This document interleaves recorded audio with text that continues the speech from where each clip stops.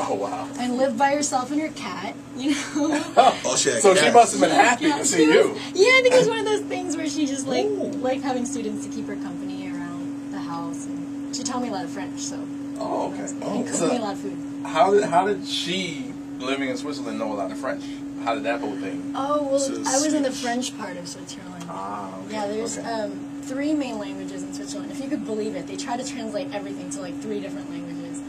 It's German is the biggest one, and then French, yes, and then Italian is the third big one. Wow.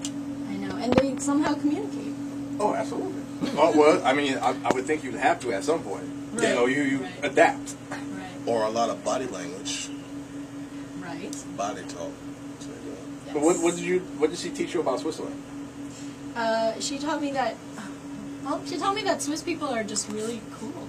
I mean, all the stereotypes that you hear, like they're neutral, they like their cheese, they like their chocolate.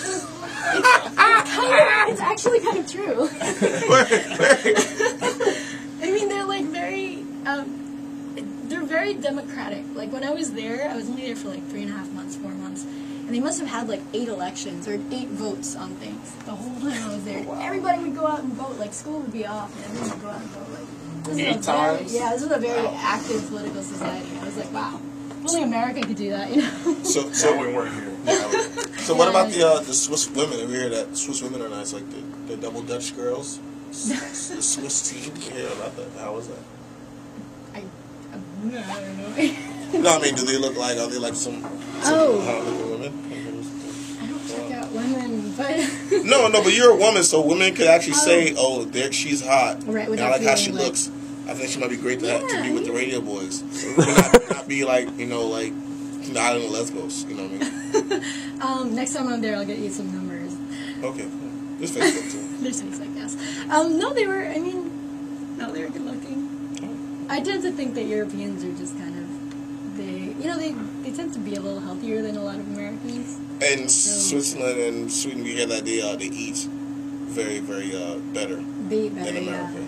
They do, More food that's closer to the ground, as I call it. Right, they're close. Ricola. Their food is closer. That's the other stereotype. do they have Ricola?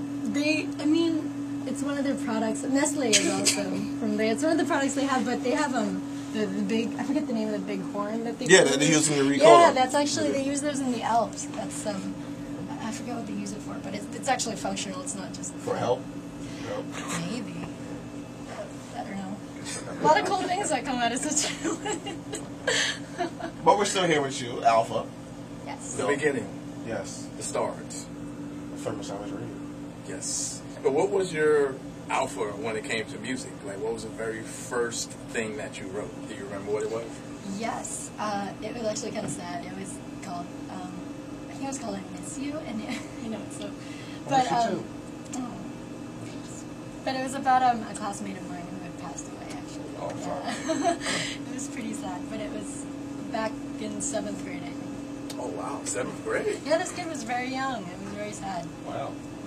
So you're writing since the 7th grade. That's a long time. Yeah, I had more time to write back then. It gets harder and harder as you get older. But you have more experience to write about that now. That's true. Yeah, that's the thing. It's kind of like a trade-off, you know. You get less time, but you get more to write about. So. That's dope. And what is your show like? Like, if we were to come to the Alpha show, like, what would it be like? It depends. I have a band that I play with sometimes, and it's a 2-piece, a bassist and a drummer, but sometimes we have like a violinist and a backup singer. So 2-piece and a biscuit. Yeah. Okay. If someone wants to give you a 2-piece and a biscuit, just run. Just run. It's not what you think it is. Well, you can't use that terminology, though, because, I'll sue you. Oh, yeah. Or if you go to Cali, if you go to LA, and somebody says, come here, let me give you this fade, it's not a haircut. Oh, good to If know. somebody wants to give you a fade, it's not a haircut. Just I'm glad run. you're telling me this, because I actually grew up under a rock, if you can imagine, with my preacher grandfather. That's just some things for LA or California period. They want to give you a fade. Just run. It's good to know. I'm going to LA next week. Okay, well, great. Well, look out for the Now I fade. know that. Yeah, look out for the fade.